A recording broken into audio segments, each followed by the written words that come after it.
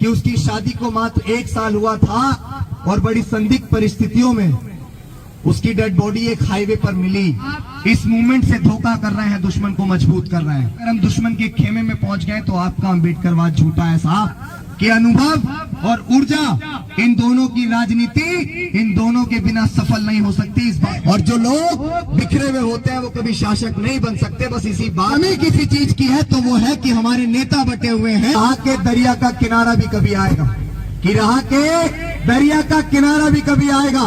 वक्त अगर अभी आपका है तो साहब क्या हुआ, संघर्ष कर रहे हैं ना, वक्त तो कभी हमारा भी आएगा, वक्त तो कभी हमारा भी आएगा।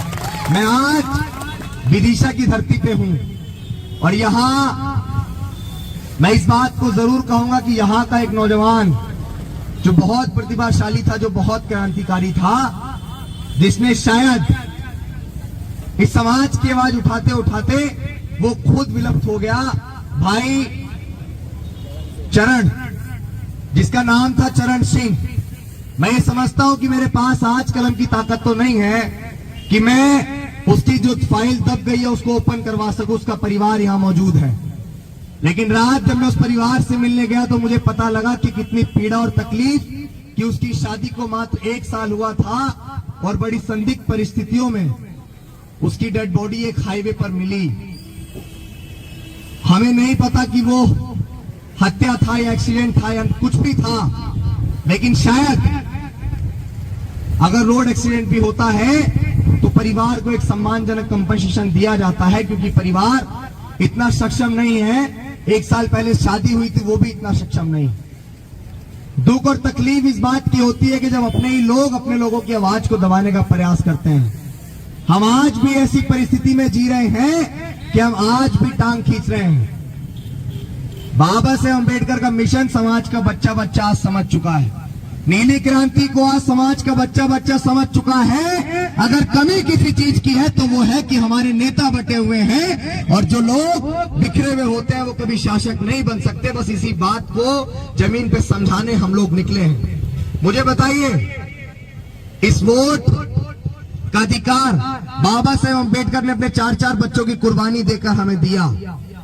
इस वोट की वैल्यू माननीय कांशीराम साहब ने हमें सिखाई और हमें कश्मीर से लेके कन्याकुमारी तक साइकिल यात्रा की और टुकड़ों में और जातियों में बटे समाज को एकजुट करके एहसास कराया कि बिखरा हुआ समाज भी एकजुट हो सकता है और बिखरा हुआ समाज भी शासक बन सकता है। और उन्होंने इस चीज को आपको करके दिखाया कि आपके देश के सबसे बड़े सूबे उत्तर प्रदेश की एक महिला 4 बार मुख्यमंत्री बनी, तो समाज आपको कितनी बार एक होकर दिखाएगा। लेकिन आज कहीं ना कहीं वो मूवमेंट पिछड़ गया है। आज भी समाज का एक बहुत बड़ा नौजवान वर्ग एक व्यक्ति को फॉलो करता है जिसका नाम है चंद्रशेखर आजाद। उसके पास, उस व्यक्ति के पास एक बहुत बड़ी ऊर्जा है। तो मैं इस मंच से सिर्फ एक बात कहना चाहूंगा कि अनुभव और ऊर्जा, इन दोनों की राजनीति इन दोनों के बिना सफल नहीं हो सकती। इस बात को अगर मैं स्टाम्प पेपर पे लिख के भी दूं तो मैं दे सकता हूं, लेकिन यहां समाज को एक होना पड़ेगा। और यहां मैं एक बहुत बड़ी और बात कह देता हूं कि हम जय भीम तो बोलते हैं, हम माननीय कांशीराम साहब की बात तो करते हैं, हम बहुजन आइडियोलॉजी की बात तो करते हैं, लेकिन इस आइडियोलॉजी की बात करके अगर हम दुश्मन के खेमे में पहुंच गए तो आपका अम्बेडकरवाद झूठा है साहब। आप इस मूवमेंट से धोखा कर रहे हैं, दुश्मन को मजबूत कर रहे हैं।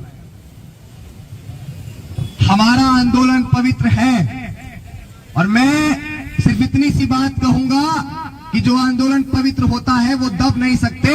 और जिन लोगों को ये मुखालफत हो गया है कि मैं किसी साजिश के साथ निकला हूं या मेरे पीछे किसी का सपोर्ट है, तो हाँ, मेरे पीछे सपोर्ट है सताए हुए लोगों का, मेरे पीछे सपोर्ट है उन लोगों का जो भी आज आप बिखरे हैं और उसके बाद वो लोग शोषण का शिकार है। मेरे पास उन लोगों का सपोर्ट है, मेरे पास माओ बहनों का आशीर्वाद और प्यार है। और हम लोग, मैंने कहा था कि दिल्ली के जंतर मंतर अगर अकेला भी जाना पड़ेगा तो अभिषेक जाएगा, लेकिन हमारी सांस तो रुक सकती है, लेकिन हम नहीं रुकेंगे जब तक हम लोग जंतर मंतर नहीं पहुंच जाएंगे।